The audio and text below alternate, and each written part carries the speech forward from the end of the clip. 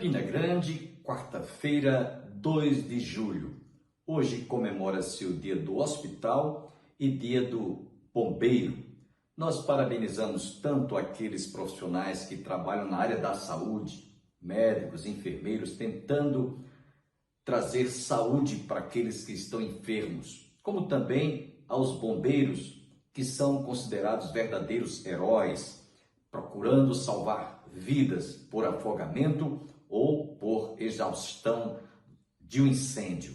Parabéns a todos os profissionais que estão vivendo em função de salvar vidas. Nossos parabéns. Hoje estaremos ouvindo a conclusão da palavra ministrada pelo pastor Antônio Júnior. Ontem ouvimos a primeira parte, hoje ouviremos a conclusão e você ainda ouvirá uma belíssima música por um dos ministros do Ministério da LPC, Ministros de Louvor. Portanto, continue conosco. Quero deixá-lo sem perda de tempo com esta belíssima música para o seu enlevo espiritual.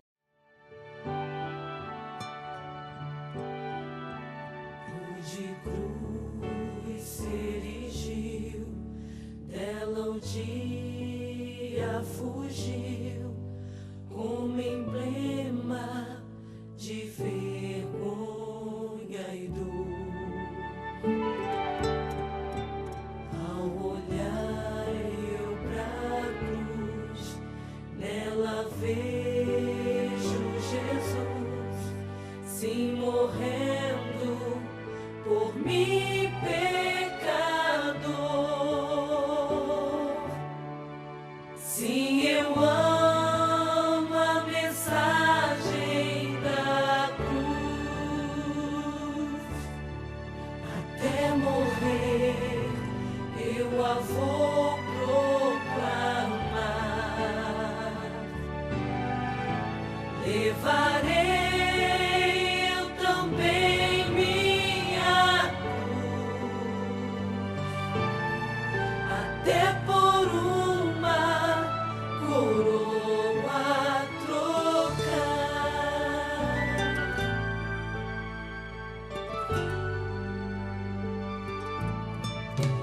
Desde a glória dos céus, o Cordeiro de Deus ao Calvário humilhante baixou. Deus na cruz mostra a mim graça e amor sem fim. O seu plano ali revelou. Sim, eu amo a mensagem da cruz. Até morrer eu a vou proclamar. Levarei eu também minha cruz, até por uma coroa trocar.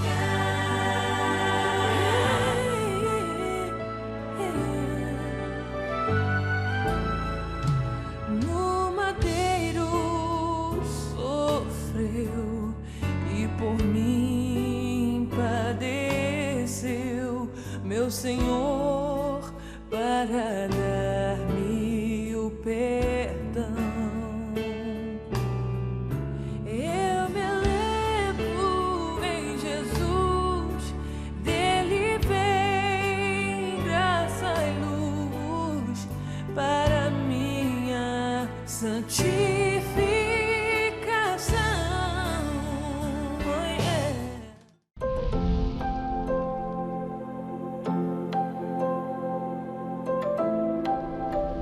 Às vezes nós nos iludimos pensando que ao olhar uma manifestação de culto e ver as pessoas pulando, as pessoas indo para lá, indo para cá, alguma performance, a gente ilude que aquilo ali é a presença de Deus. Não temos isso muitas vezes, a gente confundindo a nossa emoção com a real presença de Deus. E outra coisa que me deixa assim ainda mais pensativo e temente: Deus deixa. É como se eles assim, não querem assim? Então tá certo, vão fazendo isso aí, vão pensando que vocês estão certos. Não é pesado? Mas o capítulo 1 de Romanos diz isso: Deus vos entregou as suas paixões. A gente pensa que Deus está falando ali só em relação a uma afetividade. Não. Ele está dando um exemplo de paixão que o homem quer e ele entrega. Você não quer fazer, então faça. Se você tem paixão por coisas erradas, cuidado, Deus pode deixar você embriagado com essas paixões, mas o juízo dele virá. Porque é o que aconteceu aqui.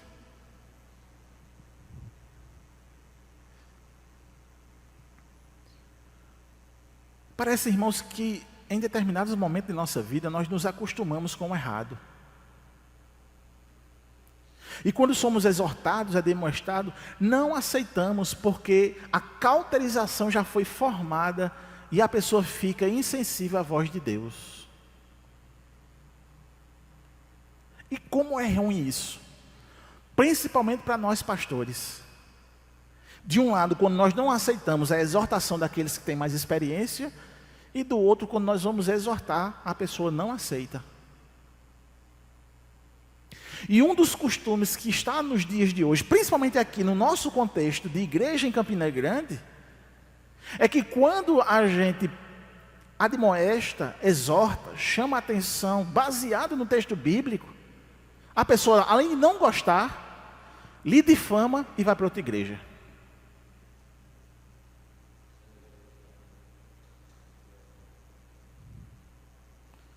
Definitivamente, nós vivemos em uma época em que as pessoas cometem erros no ministério e não aceitam que estão errados. Porém, conforme Paulo disse em Romanos também, Deus entregou as suas paixões, haverá também consequências, haverá desdobramentos.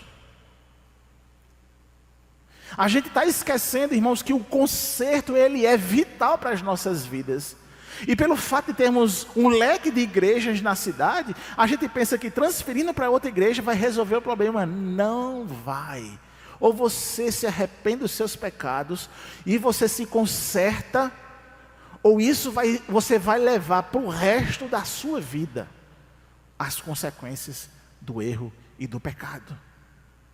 Amém, meus irmãos? E Deus está falando para nós, Deus não está falando para quem não veio hoje não, viu? É para nós que estamos aqui. É para cada um de nós. Não adianta você pensar, se fulano estivesse aqui para ouvir isso. Não. Deus quis tratar conosco que viemos hoje. Amém, meus irmãos? Amém? Glorificado seja o nome do Senhor. Que lição que a gente aprende aqui nesse texto, viu? Que lição. Deus não se preocupa com o escândalo. Aliás, Ele usa o escândalo para consertar o seu povo. É como se o escândalo fosse necessário. Já pensou?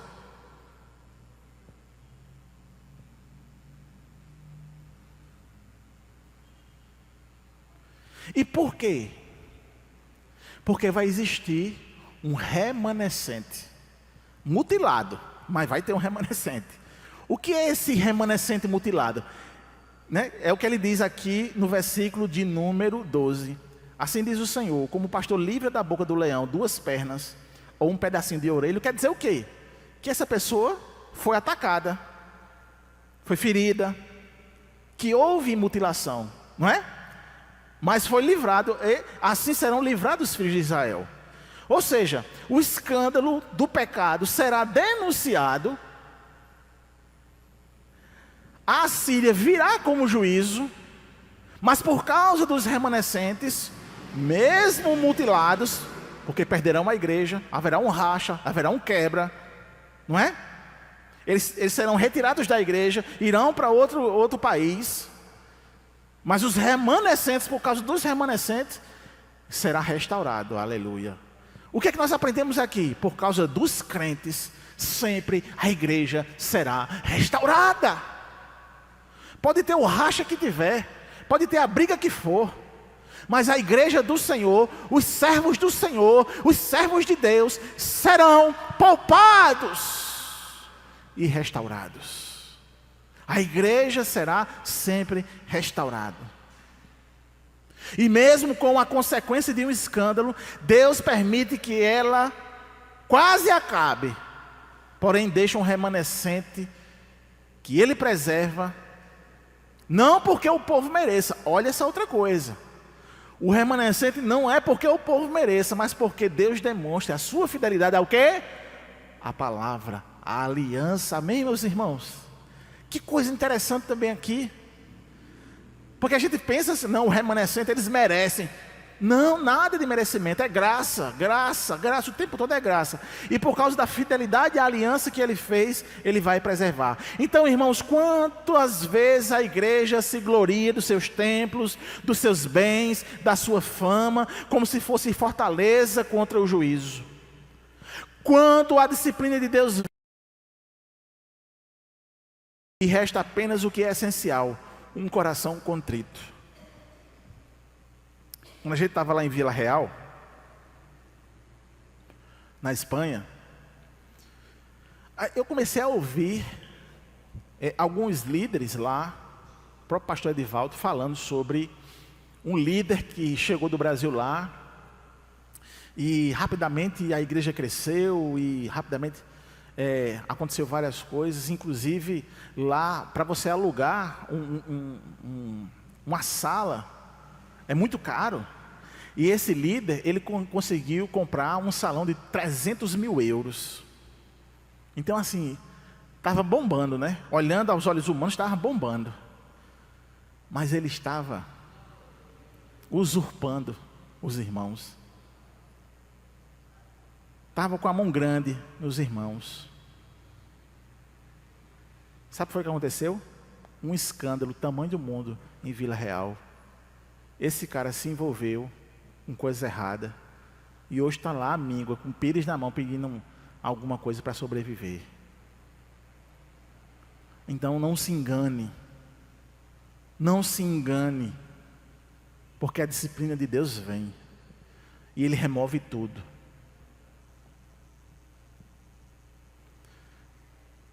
Uma pessoa dessa igreja estava frequentando justamente a igreja congregacional. E eles estavam sendo novamente admoestado, ensinado, doutrinado. Porque ele estava decepcionado. A cidade com 55 mil habitantes, mais ou menos, todo mundo da cidade estava sabendo do escândalo da igreja evangélica. E Deus não poupou, trouxe o escândalo para mostrar aos crentes, que Ele exerce de juízo.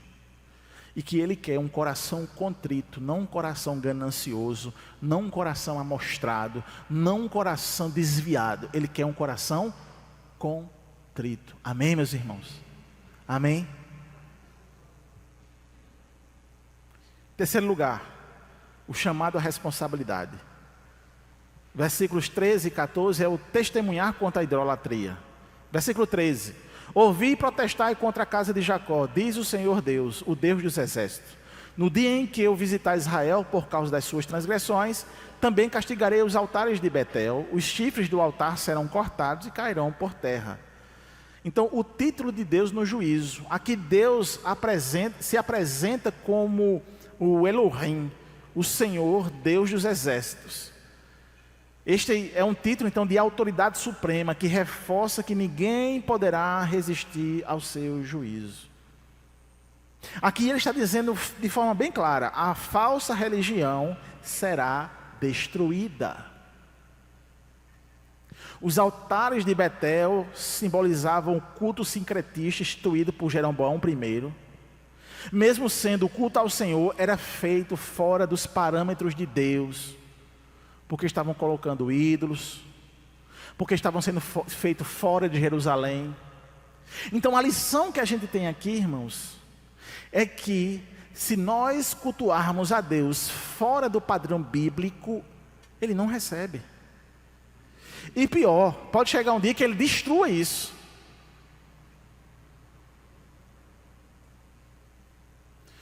Quando você estuda sobre as 9 marcas de uma igreja saudável, o que é uma igreja saudável, o movimento que houve, né, nesse início dos anos 2000 até aqui, sobre a questão do que é uma igreja saudável, um dos pilares que todos concordam, desde a reforma protestante até os dias de hoje, é que uma igreja ela é saudável quando existe a exposição da Bíblia. Então você caracteriza uma igreja saudável quando no púlpito dela existe exposição. O que é exposição? É isso que eu e o pastor Bosco faz aqui, extraindo aquilo que o texto está dizendo. O texto está dizendo para os leitores daquela época e para nós hoje. Isso é exposição, amém?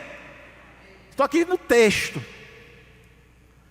Mas o que você vê muitas das vezes em algumas igrejas, eu vejo isso,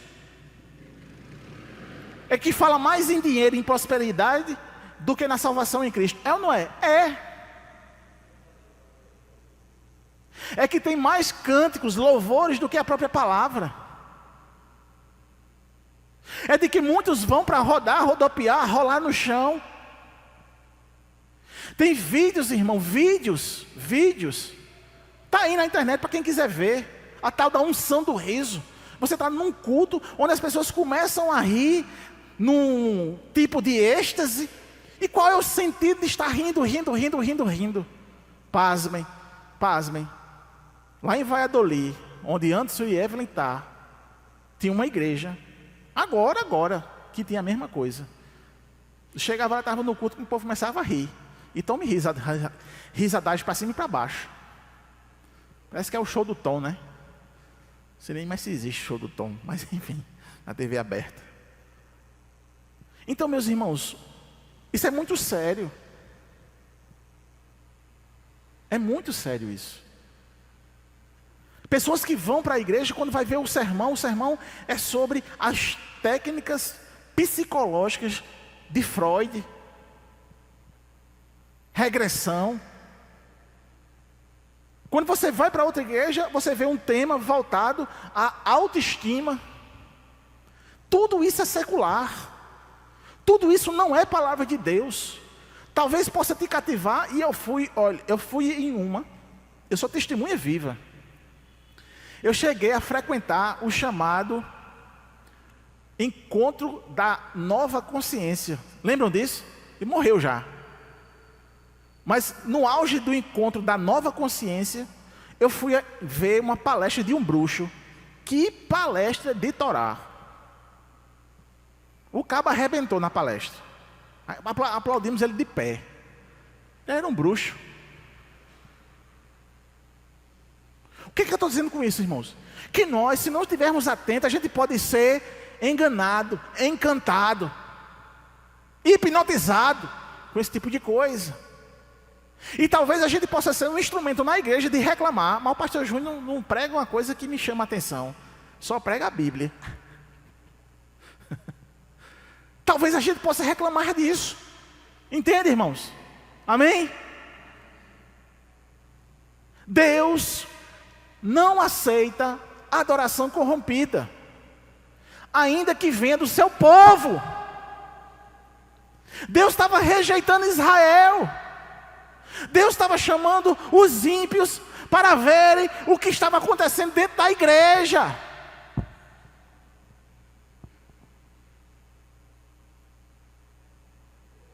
O pastor Martin Lloyd Jones, que escreveu um livro chamado Pregação e Pregadores, e ele trabalha a seriedade da pregação expositiva bíblica, ele afirmava que não é o fervor da adoração que importa, mas se ela é verdadeira.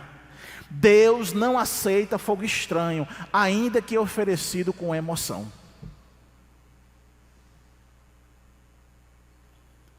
Quantas igrejas modernas construíram seus altares em Betel?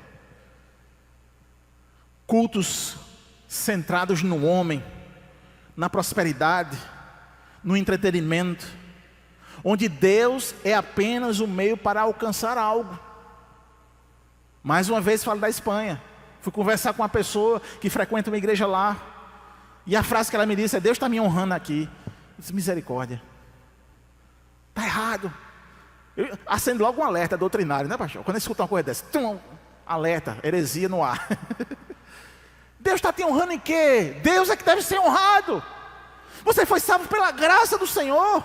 Miserável, pobre, pecador, nu, que necessita das graças de Deus, e Deus te agraciou com a salvação. Ele é que deve ser honrado, Ele é que deve ser glorificado, é a Ele. E isso nós aprendemos na Bíblia. Isso é contrário à minha natureza, que quero ser honrado. Eu quero sucesso, eu quero ser aplaudido, mas é a minha carne. Quando eu sou confrontado pela palavra de Deus, eu entendo que eu não mereço nada, mas Deus é tudo. Amém, meus irmãos? É ao Senhor a honra, a glória, o louvor.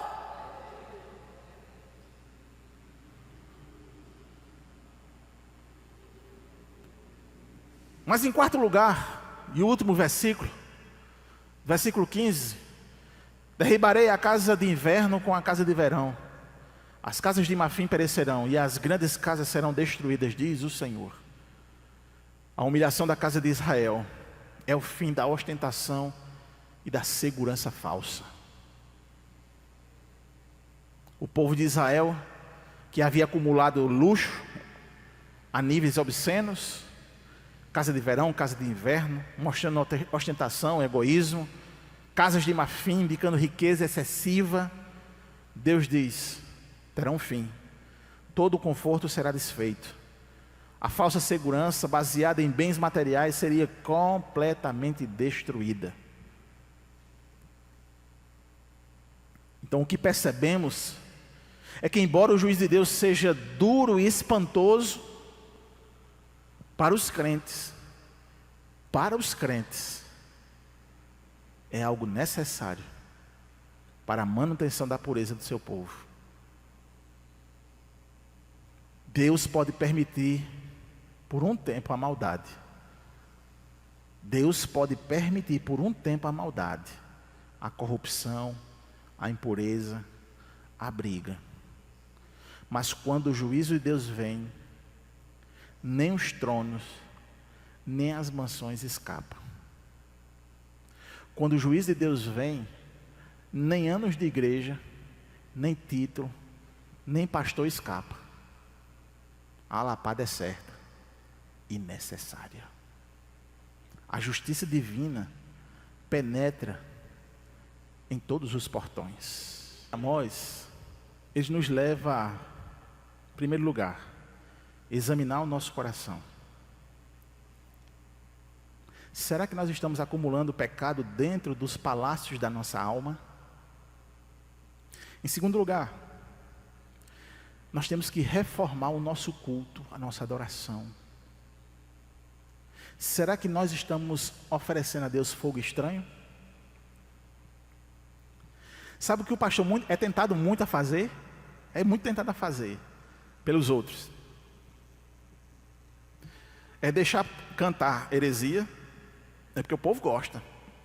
Não, pastor, não toque isso não, o povo gosta, e o povo sendo enganado com uma música errônea. Pregação de autoestima, o pastor tem que trazer algo. É só lapada, pelo amor de Deus. Traga alguma coisa que bota a gente para cima. Aí, quando fizer isso, quando alguém vem me perguntar: pastor, bota a gente para cima, eu vou ver qual é os dias que tem show de humorista aqui. Eu disse: pronto, vá para o show do humorista, você vai sair lá em cima, vai rir tanto. Mas pense nisso, será que nós estamos oferecendo fogo estranho? Será que a nossa busca por arrependimento está sendo verdadeiro? Antes que reste apenas um pedaço de orelha? Em quarto e último lugar, um chamado para nós: vivermos como luz no mundo, porque o juízo começa em nós, mas por causa de nós, o juízo também vai para o mundo, vai para as nações. O juízo começa em nós, mas vai também para eles. Por isso que a Bíblia diz: ai daquele por onde vem o escândalo.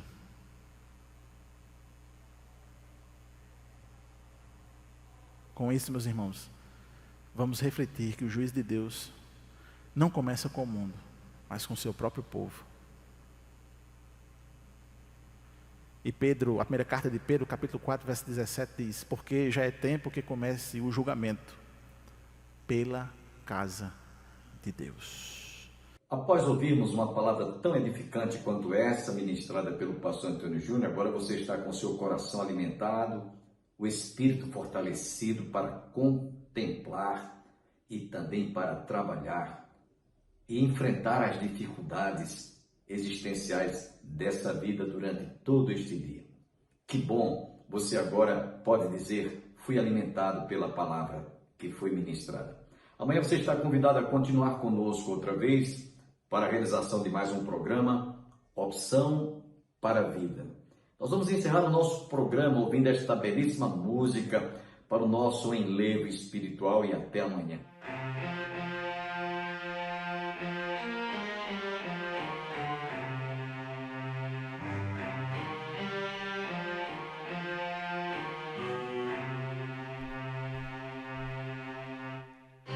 Aquí no se adormecerá, ni dormirá el que guarda a Israel. He aquí no se adormecerá, ni dormirá el que guarda a Israel. He aquí no se adormecerá, ni dormirá el que guarda a Israel. He aquí no se adormecerá, ni dormirá el que guarda a Israel. He aquí no se adormecerá, ni dormirá el que guarda a Israel. He aquí no se adormecerá, dormirá el que guarda Israel. Inelo yanu, Elo Ishan, Shomer Israel. Inelo yanu, Elo Ishan, Shomer Israel. Inelo yanu, Elo Ishan, Shomer Israel. Inelo yanu, Elo Ishan, Shomer Israel. Inelo yanu, Elo Ishan, Shomer Israel. Inelo yanu, Elo Ishan, Shomer Israel. Inelo yanu, Elo Ishan, Shomer Israel. Inelo yanu, Elo Ishan, Shomer